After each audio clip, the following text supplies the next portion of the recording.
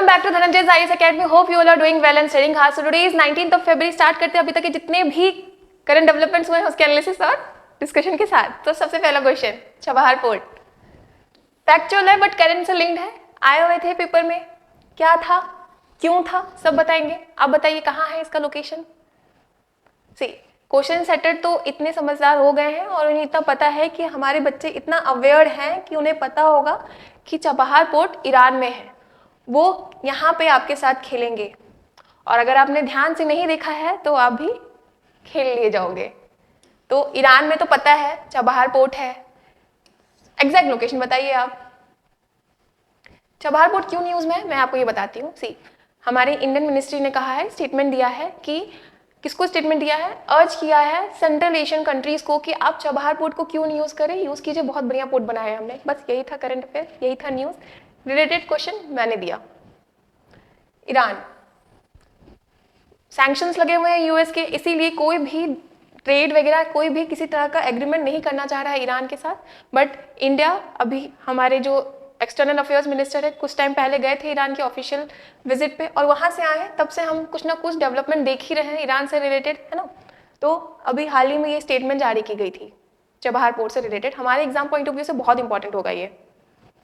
सी इसका आंसर है south east of Iran, Iran के दक्षिणी पूर्व। बहुत थोड़ा सा दिमाग लगाना था, ज्यादा दिमाग नहीं लगाना था, एकदम इतना सा दिमाग लगाना था। देखो ये ईरान है, ठीक है, तो आपको पता होगा कि साउथ में होगा, इधर तो होगा नहीं, पोर्ट है यार, इधर इनका सी है, मतलब कोस्टल एरिया इनका इधर है, तो इधर तो होगा नहीं, इधर ही होगा।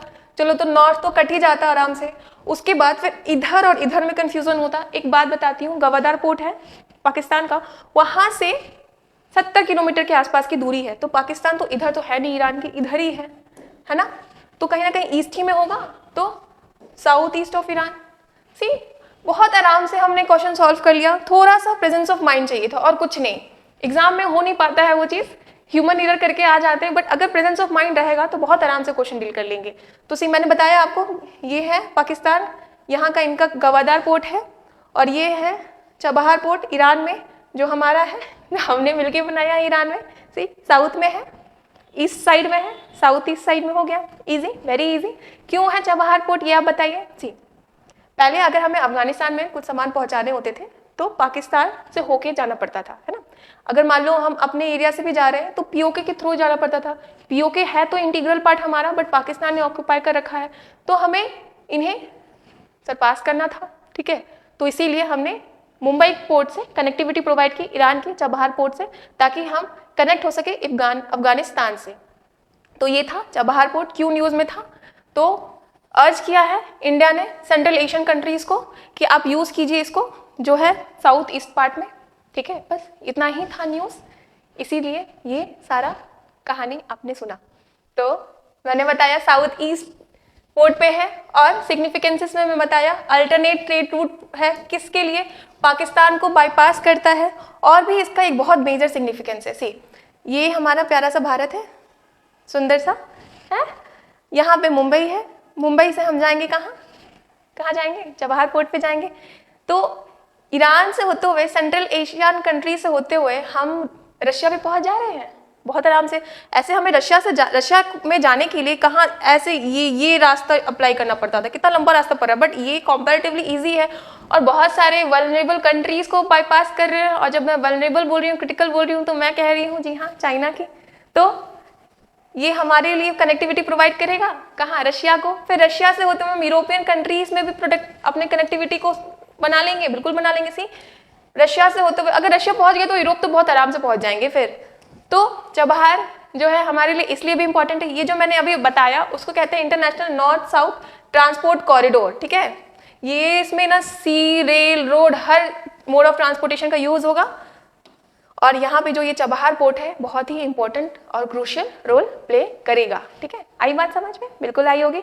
ज्योग्राफिकल बेस्ड क्वेश्चन पे ना बहुत आराम से समझ में आता है, उसमें से होता ही नहीं कि समझ में ना आए, वो अलग बात है कि भूल जाते हैं, याद नहीं रहता है। यहाँ पे ना समझने वाली बात नहीं होती है, यहाँ पे भूलने वाली बात होती है ना।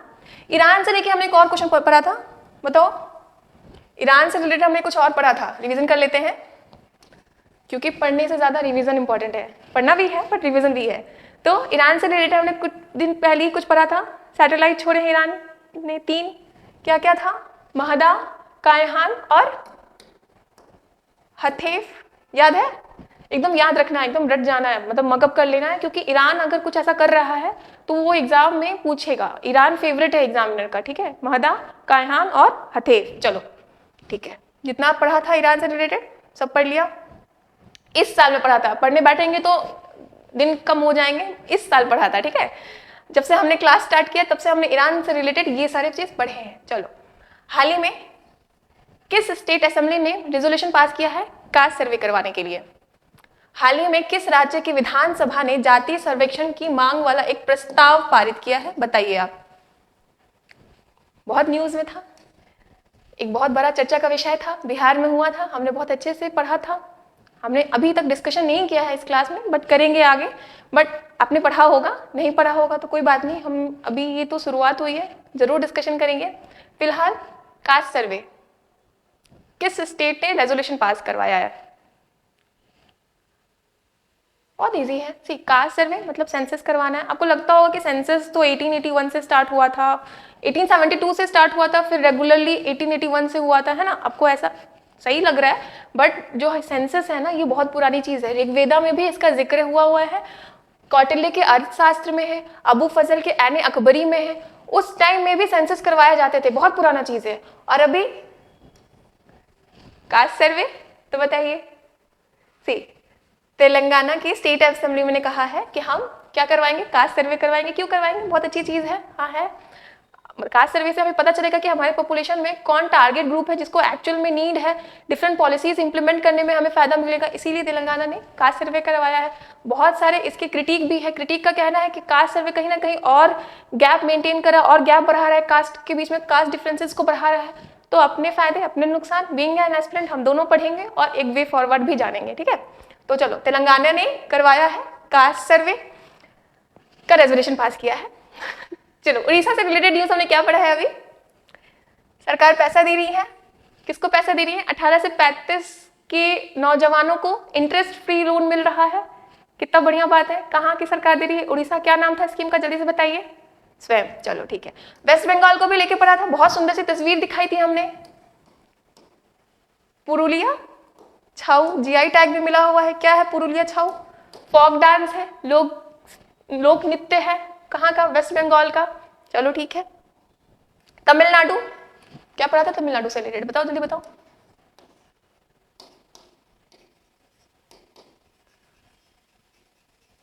कोत्रवई पल्लवा डायनेस्टी की स्कल्पचर मिली है। कहाँ से मिली है? तमिलनाडु से मिली है। चलो पढ़ लिया सारा, रिवीजन कर लेते हैं। उड़ीसा स्वयं स्कीम, वेस्ट बंगाल पुरुलिया छाऊ, तमिलनाडु तो कोत्रवई स्कल्पचर मिला है, और तेलंगाना से कास्ट सर्वे। तेलंगाना से रिलेटेड न्यूज और क्या पढ़ लिया, जल्दी से रिवीजन कर लेते हैं। सबसे पहले तो डिजिटल म्यूजियम खोलेंगे। किसके बेसिस पे? भारत श्री रिपोजिटरी के बेसिस से। क्या खोलेंगे? म्यूजियम खोलेंगे, डिजिटल म्यूजियम खोलेंगे। सिर्फ म्यूजियम नहीं, और क्या पढ़ा था हमने? हुक्का पार्लर बंद करवाया था तेलंगाना का, कि हुक्का पार्लर नहीं चलेगा यहाँ।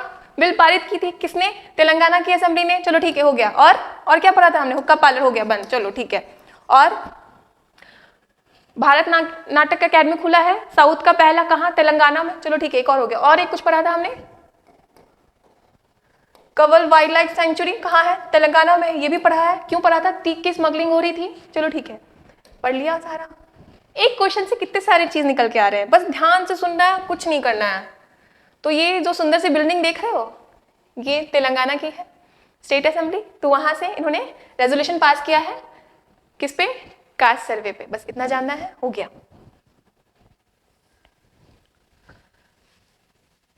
Who has been recently selected for 58 Jnanpith award in Urdu category? काफी फैक्चुअल पर बहुत इंपॉर्टेंट। इन्हें हाल ही में उर्दू श्रेणी में 98 ज्ञानपीठ पुरस्कार के लिए चुना गया है। किन्हें चुना गया है आप ये बताइए?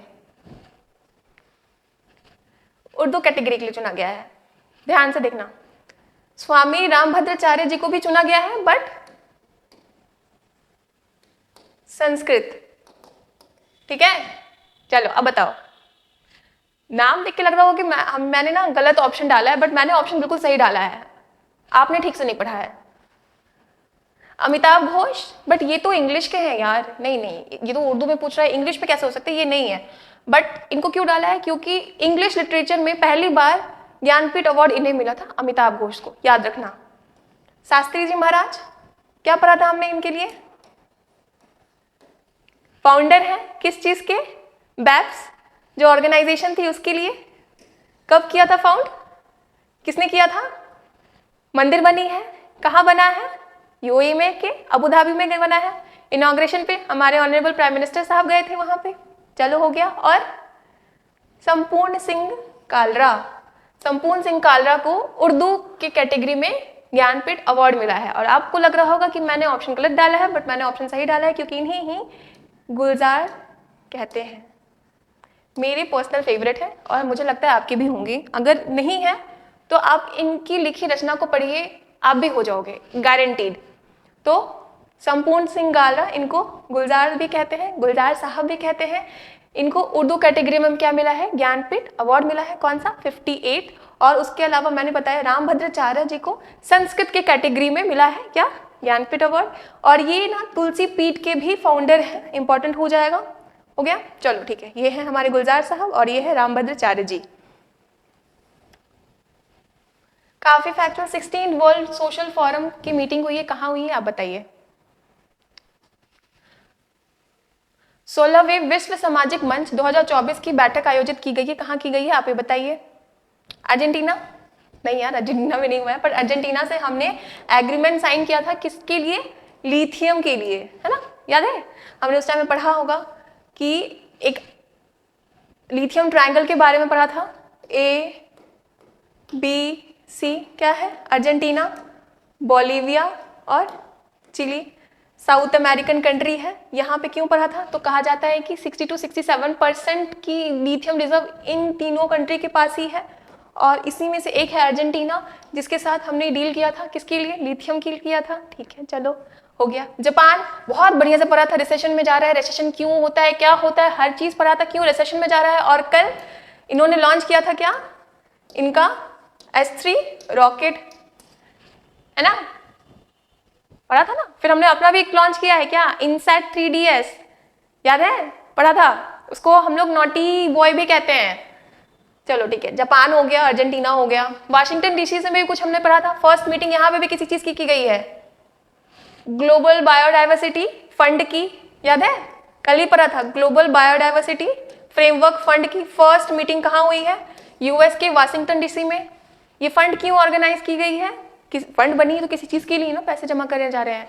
कनमिंग मॉनिट्रियल बायोडाइवर्सिटी फ्रेमवर्क एक है, ठीक है? उसके अंतर्गत कहा गया है कि हमें अपने जो प्लैनेट है, हमारा जो अर्थ है, उसको 30% तक 2030 तक बचा के रखना है। तो उसी के लिए फंड, हमें फंड मतलब बचा के रखना है तो पैसे तो चाहिए होंगे ना, तो उसके लिए एक मीटिंग ऑर्गेनाइज की गई थी। कहाँ? वाशिंगटन डीसी में। चलो ठीक है, ये हो गया। तो क्या बच गया? काठमांडू। कहाँ है काठमांडू बताइए? बहुत टफ क्वेश्चन है, बहुत लोगों को नहीं पता होगा। काठमांडू कहाँ है बताइए? कहाँ है काठमांडू? और क्यों है हमने पढ़ा काठमांडू के बारे में? क्योंकि 16th वर्ल्ड सोशल फोरम 2024 की मीटिंग हो रही है। कहाँ? काठमांडू में। कहाँ है? नेपाल में है। चलो ठीक है। तो 16 conference of world social forum start हुआ है काठमांडू में, ठीक है? काफी फैक्चुअल है, फिर से फैक्चुअल ही है। कल संडे था तो बहुत ही कम ही न्यूज आते हैं, ठीक है? ऑलमोस्ट सारी मिनिस्ट्रीज बंद रहती हैं, चुन चुन के निकालना पड़ता है, पर निकाला है। बरसिंगार सोलर पावर प्लांट कहाँ है? हाल ही में समाचारों में देखा गया बरसिंगार सौर ऊर्जा संयंत्र किस राज्य में स्थित है? इनॉग्रेशन हुआ है, हमारे मोदी साहब ने किया है वर्चुअली, रिमोट ऐसे दबा के इनॉग्रेट। किसको? बरसिंगार, बरसिंह सागर सोलर पावर प्लांट। बरसिंह सागर सोलर पावर प्लांट, अच्छा नाम रहता है, बरसिंह सागर सोलर पावर प्लांट। कौन से राज्य में है बताइए? हरियाणा में भी पढ़ा था हमने, इनॉग्रेट हुआ है, बहुत प्यारा सा, Deenbandhu Chhoteram thermal power plant, Haryana. Orissa का भी पढ़ा था हमने, क्या पढ़ा था? Talabira thermal power plant. क्या खास था इसमें? हमने बायोमास को फायरिंग वाला कॉन्सेप्ट जाना था, रट गया होगा। जिनको रट गया है बहुत बढ़िया बात है, बताइए क्या था बायोमास को फायरिंग? जिन्हें नहीं पता है उन्हें बताती हूँ। थर्मल पावर प्लांट में कोयले चाहिए होते हैं, पर कोयला पोल्यूशन क्रिएट करता है, तो हम थोड़ा सा कोयला हटा के बायोमास रख देंगे, कुछ तो पोल्यूशन कम होगा, बिल्कुल होगा। तो इस तालाबीरा थर्मल पावर प्लांट में हम बायोमास को फायरिंग कर रहे हैं 10% की, तो इसीलिए हमने ये पढ़ा था। कहाँ है ये? उड़ीसा में है। इसका भी फाउंडेशन स्टोन हमारे मोदी साहब ने रखा था। फिर उत्तराखंड, यार बहुत न्यूज में है, बहुत अच्छे से पढ़ लिया, यूसीसी वगैरह के बारे में है ना। तो ये है राजस्थान, राजस्थान के बीकानेर में बरसिंह सागर सोलर पावर प्लांट का फाउंडेशन स्टोन रखा है वर्चुअली रिमोट दबा के हमारे मोदी साहब ने। तो हो गया, चलो।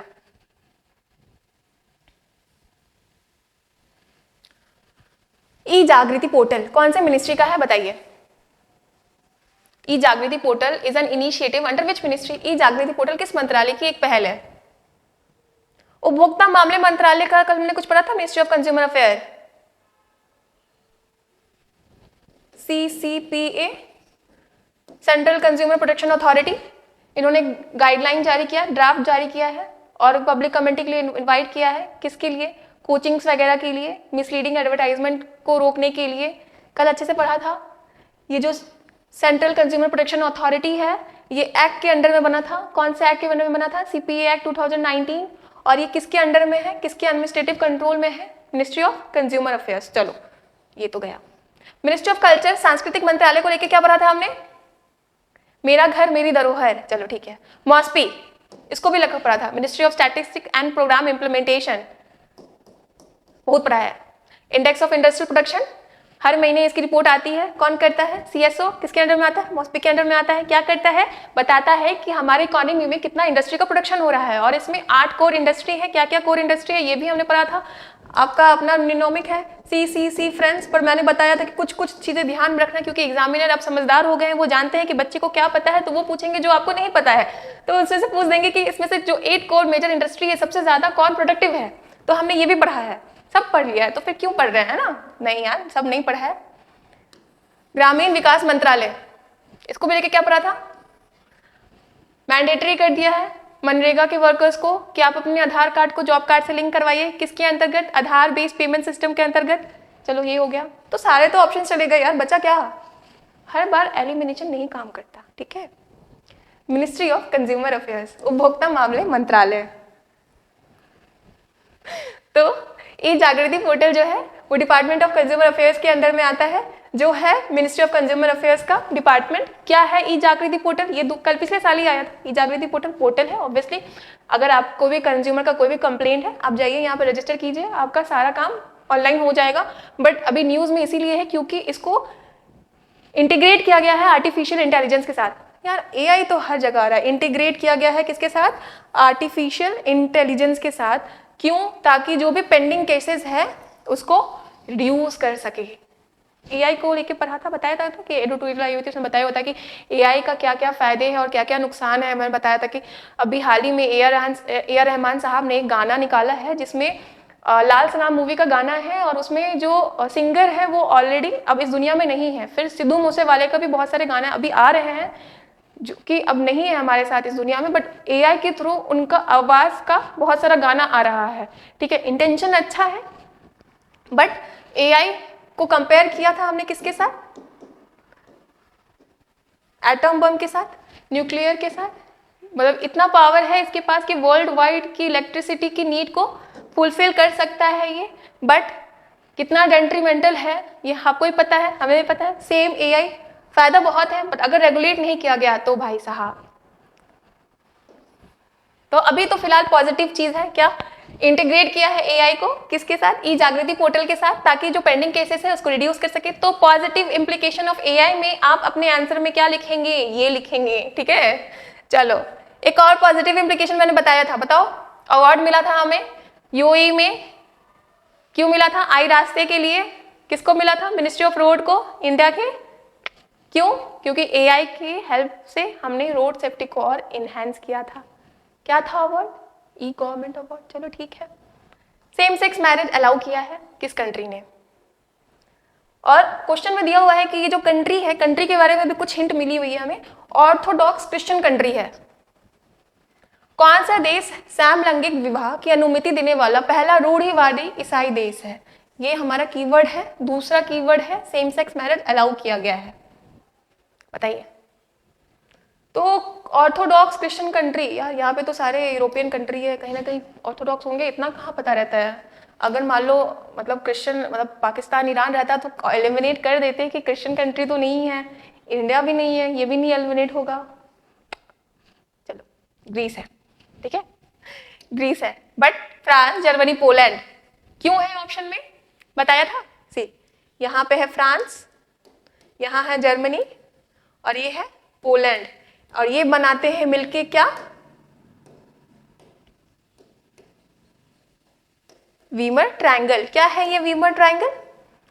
सी अभी ऐसा रुख चल रहा है, हवा चल रहा है कि इलेक्शन होने वाले हैं कहाँ, यूएस में, और ऐसा सबको लग रहा है कि ट्रम्प साहब वापस से आ जाएंगे गद्दी पे।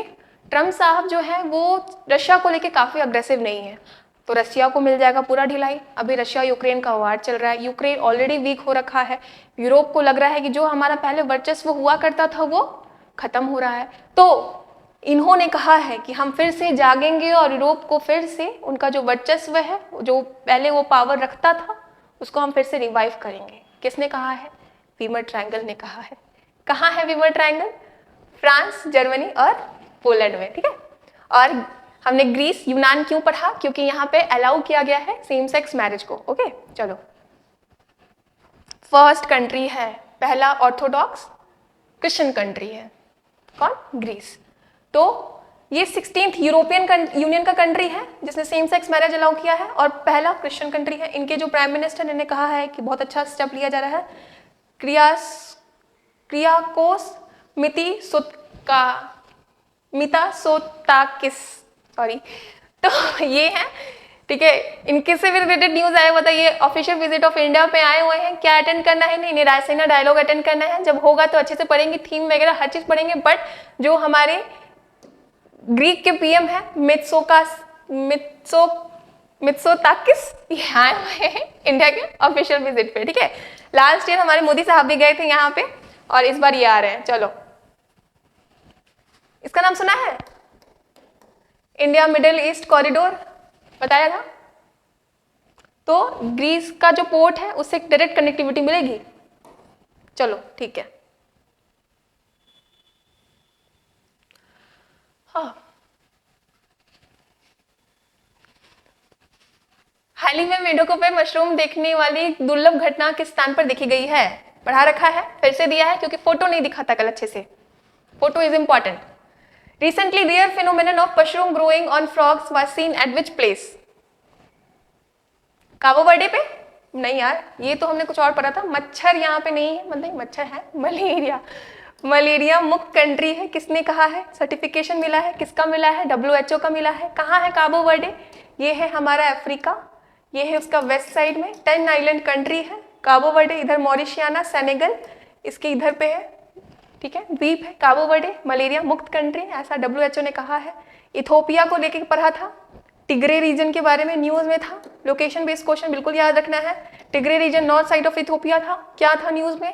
400 children had been died due to starvation in a recent report released. कहाँ पे है ये? टिग्रे रीजन में। कहाँ? इथोपिया में है। त्रिपुरा से रिलेटेड क्या पढ़ा था हमने, बताओ? सिपाही जला नेशनल पार्क क्यों पढ़ा था? रिलोकेट करवाया गया है कुछ जानवरों को प्यारे प्यारे, ताकि उनकी बायोडाइवर्सिटी को क्या किया जा सके, कंजर्व किया जा सके। तो वेस्टर्न घाट, यार हमारे इंडिया में ही मिल गया ये। वेस्टर्न घाट में कछुए के ऊपर मशरूम मिल रहे हैं, ठीक है। अच्छा, इंडिया में चाइना वाले होते तो उनको तो लगता कि यार इससे बढ़िया क्या हो सकता है, मेहनत भी नहीं है अलग से मशरूम डालने की। तो ये मत कछुआ, सॉरी मत मेंढक, और ये इनके ऊपर हो रहा है मशरूम, ठीक है। अब तो दिख रहा होगा, फोटो देख लिया। तो सरप्राइजिंग डिस्कवरी है। ये जो फ्रॉग भाई साहब है, ये गोल्डन बैक फ्रॉग है। गोल्डन बैक है इनका, पता नहीं इसको बैक कहेंगे कि शायद इसको कहेंगे, डॉर्सी वेंट्रल को कहेंगे, हाँ इसको कहेंगे। ये गोल्डन है इनका। और जो मशरूम हो रहा है वो बोनेट मशरूम हो रहा है। अब पता नहीं ये मशरूम वेजिटेरियन कहलाएगा कि नॉन वेजिटेरियन कहलाएगा। चलो ठीक है, दिख रहा है ना, बहुत अच्छा नहीं है हमारे लिए, बट चाइना वाले को मिल जाएगा, वो तो बहुत ही खुश होंगे कि हाय हाय। चलो, एटमसोस ट्रेपेटस लेप्टोटाइलस, ठीक है। तो ये हाल ही में देखा गया है। क्या है ये? नाम ही इतना भयंकर है, एटमेस्टोटोपेलिस लेप्टोटिपलोस, नहीं फिर से, एटमसोस ट्रेपेटस लेप्टोटाइलस। रिवीजन नहीं करवाऊंगी इसका, बहुत डिफिकल्ट नाम है, बट याद कर लेना। चलो करवा दूंगी रिवीजन। रिसेंटली देखा गया न्यूज में, क्या है ये बताओ जल्दी से। गोजर, गोजर जानते हो ना, मिलीपीड वो है, या फिर डीएनए वायरस या फ्लाइंग, क्या है बताओ। नीमाटोड को लेके हमने पढ़ा था, स्टेरेनीमा एडम्सी। क्या था खास इसमें, अभी डिस्कवर हुआ है इस नीमाटोड का, इसमें ये पेस्टिसाइड का अल्टरनेटिव रूप है। जो भी कीड़े मकोड़े लगते हैं क्रॉप्स में, उस कीड़े मकोड़े में अंदर घुस जाएगा, बैक्टीरिया रिलीज करेगा, जिसके चलते कीड़े मकोड़े मर जाएंगे। पेस्टिसाइड का जो हम यूज कर रहे हैं वो कम होगा, केमिकल का यूज कम होगा, किसके चलते, स्टेरेनीमा एडम्सी किसमें है, नेमाटोड में। फ्लाइंग डायनासोर क्या पढ़ा था, फॉसिल्स पाए गए हैं, क्या नाम था, सियोपेट्रा इवांसी, ठीक है, सियोपेट्रा इवांसी। कहाँ इसका फॉसिल पाया गया था, स्कॉटलैंड में पाया गया था, बिल्कुल याद रखना है। क्या था, फ्लाइंग डायनासोर का फॉसिल था, क्या नाम था, सियोपेट्रा इवांसी। डीएनए ऑफ वायरस, क्या है डीएनए वायरस, क्या पढ़ा था हमने डीएनए वायरस को लेके, double stranded DNA virus disease था, अलेक्सा पॉक्स, ठीक है। हाल ही में अलेक्सा में पहले इंसान की मृत्यु देखी गई इससे होते हुए, ठीक है। अभी हाल मतलब नई डिजीज है, एक तरह से नया बीमारी है, इसीलिए कुछ ज़्यादा इसको लेके ट्रीटमेंट भी अवेलेबल नहीं है। तो इसका संक्रमण से अलेक्सा में एक इंसान की मृत्यु देखी गई है। ये क्या है, डबल स्ट्रैंडेड डीएनए वायरस है। चलो ठीक है, तो ये क्या है, गोजर मिलीपीड, ठीक है। ये जो है ना, ये एटमस्टोट्रापस लेप्टोलिप्टेरा, ये जो है ये आपका ऐसा मिलीपीड है ना, इसमें 200 पैर है, मतलब सोचो 200 पैर इसमें है। तो ये अभी मिला है, देखा गया है, साइंटिस्ट ने ढूंढा है, कहाँ, तंजानिया के फॉरेस्ट में, ठीक है। तो साइंटिस्ट जो है ऑस्ट्रेलिया के, इन्होंने तंजानिया के फॉरेस्ट में देखा है, ये मिलीपीड है, ठीक है। मैंने बताया 200 लेग है, और ये इसकी फोटो है, एलियन जैसा लग रहा है। चलो ठीक है, काफी स्टैटिक है, बट था, ये पेपर में था। ऑर्डिनेंस पावर जो है वो कौन सा है, प्रेसिडेंट का जो ऑर्डिनेंस पावर है इशू करने का, वो कौन सा पावर है, अध्यादेश, ऑर्डिनेंस, आर्टिकल 123, ठीक है। कौन सा पावर है जिसके अंतर्गत प्रेसिडेंट को ये पावर प्रोवाइड करती है कि आप नियम लाएं जो 6 महीने के लिए रहेगा, और वो तभी ला सकते हैं जब either of the house is not in the session. तो ये है ऑर्डिनेंस। कौन सा पावर है आप बताइए, काफी फैक्चुअल है, नहीं काफी स्टैटिक भी है, फैक्चुअल भी है। जो को लेजिस्लेटिव पावर है, static yet important, very important. मैंने बताया आर्टिकल 123 प्रेसिडेंट को लॉ मेकिंग पावर प्रोवाइड करता है जब either of the two house is not in session और अर्जेंट पे। क्यों था न्यूज में, तो मैंने बताया था कि हमारे किसान भाई साहब की जो डिमांड चल रही है, जो हमारे किसान भाइयों की मांग चल रही है, उन्होंने ये मांग की है कि आप प्लीज एमएसपी को लेके ऑर्डिनेंस जारी कीजिए, है ना। बहुत ज्यादा डिमांड चल रहा है, गवर्नमेंट को चाहिए कि जो भी इनकी डिमांड्स हैं उनको देखे, अन्नदाता है हमारे ये। चलो आर्टिकल 123 में आता है ऑर्डिनेंस। तो ये था आज का सेशन, होप आपको समझ में आया हुआ होगा। अगर कोई भी क्वेरी है तो do let me know in the comment section. तब तक के लिए पढ़ते रहिए, ख्याल रखिए, ठीक है।